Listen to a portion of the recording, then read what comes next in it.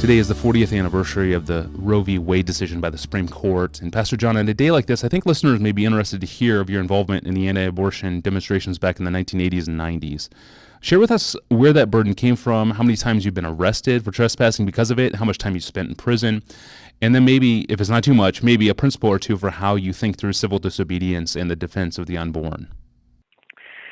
There was a season in the late 80s and then the early 90s, maybe about 3 years, where I was deeply moved by the rescue movement that originated pretty much, I think, in Atlanta. Noel and I were sitting in a Pizza Hut watching the monitor of a television show, watching people being picked up by the police, put into buses and dragged away, who were not doing anything but sitting there in front of an abortion clinic. And as I watched that happening, I said to Noel, that's right. That's just right. It just came over me with such a strong conviction. And the rescue movement grew and lasted for 2 or 3 years, and we became very much a part of it here in the Twin Cities, which means that we would get up early, pile into buses, and go sit in front of an abortion clinic so that nobody could get in without stepping on us or opening the door, and then we would be accused of trespassing, and they would tell us to leave, and we wouldn't leave because we believed that we were there to try to rescue children from being aborted, and so the police would come and pick us up, put us on buses, and haul us down and let us go, usually after they had told us not to do it anymore. That happened, I don't remember how many times, maybe, I don't know, half a dozen times. One of those times, we were sentenced to one night in jail. It might have been two. And here's just a little anecdote. Spending that night, and next door to me in the cell was another member of our church named Rod, and we were talking through the night about this, and he said, you know, there are other methods we could use. and there was born in his heart the Micah Fund, Minority Infant Child Adoption Help, out of that experience in which we created a fund at Bethlehem, still exists, for helping people adopt little babies who were rescued from abortion. But the principle behind this was Proverbs 24:11, rescue those who are being led away to death, hold back those who are tumbling to the slaughter. If you say, behold, we did not know this, does not he who weighs the hearts perceive it? That was a very powerful text for me, because these children are being led away to slaughter, and if the power to resist is there, then use it. The way I think through civil disobedience is fundamentally to say, number one, that submission to the state, according to Romans 13, 1-4, is right. I try to keep the speed limit. I drive on the right-hand side of the road. I pay my taxes. I cut my grass. I don't shoot squirrels in the city limits. I obey 100 laws.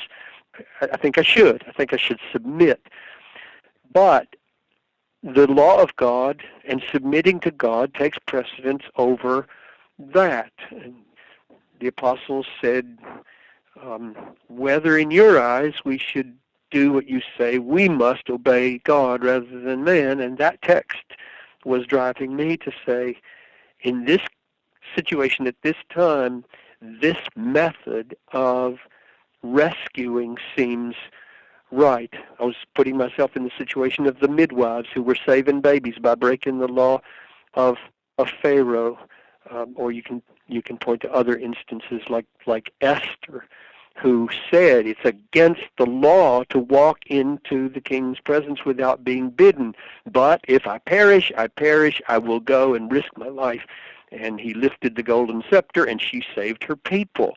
That seemed like a parallel to me, to go against the king's ordinary laws. And the one last principle is our own laws, I think, are being undercut by this. I think the principles of the Constitution and the Declaration of Independence say life, liberty, and the pursuit of happiness for all our people, and we're denying that so that the laws that protect abortionists to kill children are laws that are contradicted by other laws, and so our country has already, I think, given a green light to those who would say, no, you can't do this.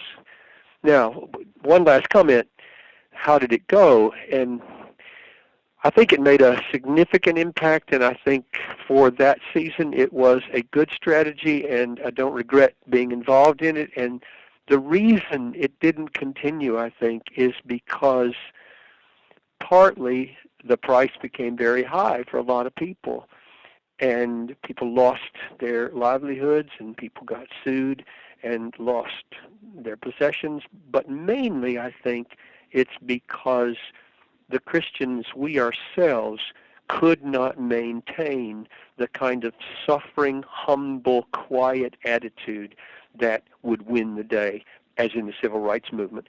There were just too many loudmouth, feisty, pro-life people that couldn't keep their mouths shut when we were mistreated by the pro-abortion people that were there, or by the police. And since the spirit was lacking in so many, it backfired, and so it ceased to be an effective tool in the rescuing.